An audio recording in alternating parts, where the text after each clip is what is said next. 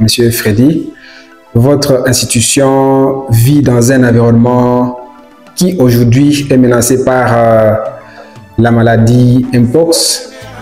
Qu'est-ce que vous pouvez nous en dire d'abord en ce qui concerne la protection de l'environnement par votre institution?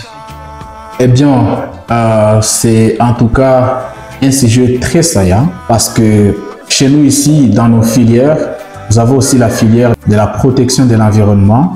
Et en parlant de protection de l'environnement, nous voyons directement tout ce qui peut embrayer, tout ce qui est nuisible à l'environnement, nous mettons dehors. C'est par là, comme vous l'avez souligné, notre territoire de Nyiragongo est un territoire d'abord à côté du parc national de Virunga qui héberge des chimpanzés, des singes, des animaux en tout cas de toutes les races.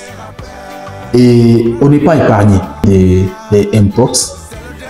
C'est pourquoi nous, à Nyiragongo, nous, comme ISTDRV, une institution qui se veut protéger l'environnement, nous devons comprendre, également prévenir, pour en fait agir ensemble avec la communauté pour un environnement bien sûr sain et facile à tout le monde.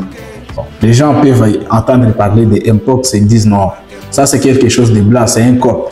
Mais je dis que moi en tant que technicien de développement rural qui a fait 3 ans, plus une année de spécialisation en planification, le Mpox vit et existe. C'est pas une invention. Ce n'est pas une punition non plus. C'est pas une punition que les Blancs ont fait pour nous. Non.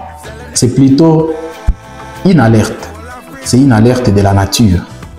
Parce que la nature, lorsqu'elle veut, elle peut vous alerter sur quelque chose qui peut surgir dans les futurs.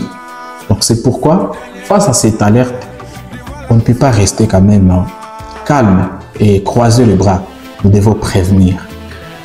Alors, vous avez invité les jeunes à venir étudier à votre institution alors que la maladie peut frapper d'une manière ou d'une autre cet environnement où ils vont étudier. Est-ce que vous ne voyez pas qu'il y a un danger face à cela?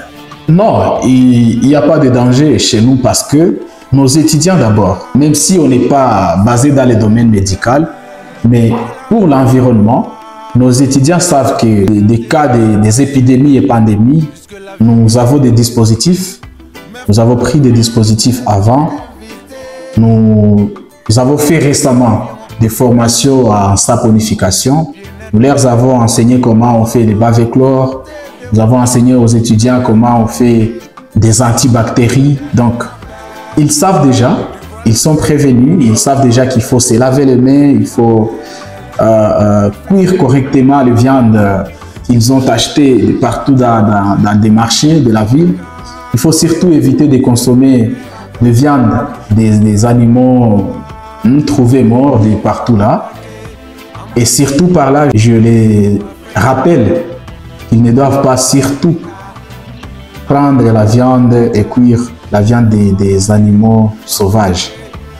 Et également, ils savent déjà qu'ils ne peuvent pas faire des contacts rapprochés, même si on est dans des auditoires qui sont accablés, mais nous essayons, lorsque les étudiants sortent, ils prennent quand même les bains lorsqu'ils sont à la pause, lorsqu'ils entrent dans les auditoires, après les toilettes, et surtout, ne pas cacher donc. Nous les disons que lorsqu'il y a une alerte, lorsqu'il y a quelque chose qui ne va pas pour un étudiant, il faut toujours informer avant, pour ne pas avoir honte de venir nous dire non, celui-ci, il a développé quelque chose de maladie. Donc, parce que nous avons un principe qui dit alerter, c'est prévenir.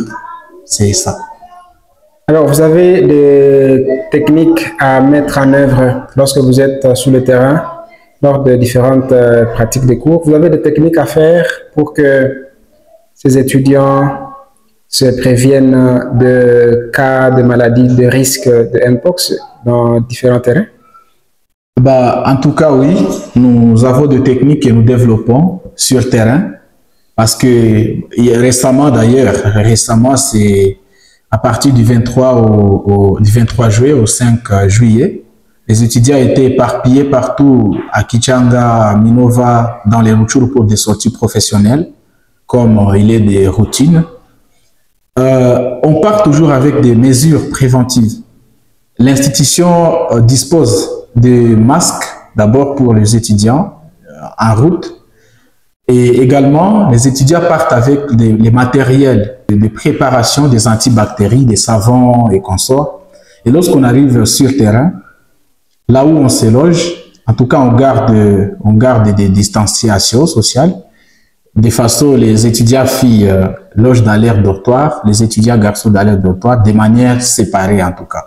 Donc, ce sont des mesures-là. Et au-delà de tout ça, lorsque nous arrivons, les premières activités que nous menons, ce sont des sensibilisations. Nous sensibilisons la communauté sur la bonne vie dans les milieux ruraux. Alors, pour essayer de mettre en dehors la peur qui surgirait auprès de parents ou des jeunes à ne pas fréquenter cette institution, vous leur donnez quel message? De manière brève, bien sûr, nous pouvons mobiliser le parent à envoyer les enfants à venir étudier parce que on dit toujours que étudier, c'est prévenir. Étudier, c'est développer les générations futures.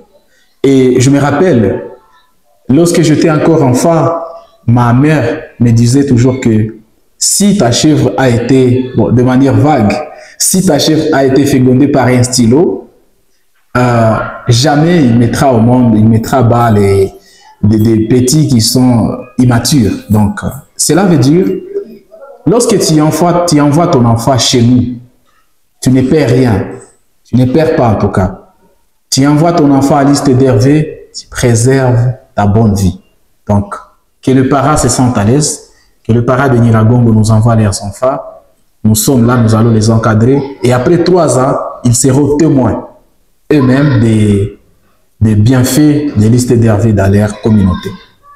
Merci beaucoup d'avoir répondu à mes questions. Vous pouvez me rappeler votre nom et votre fonction? Je suis Freddy Baziki, l'ingénieur Freddy Baziki.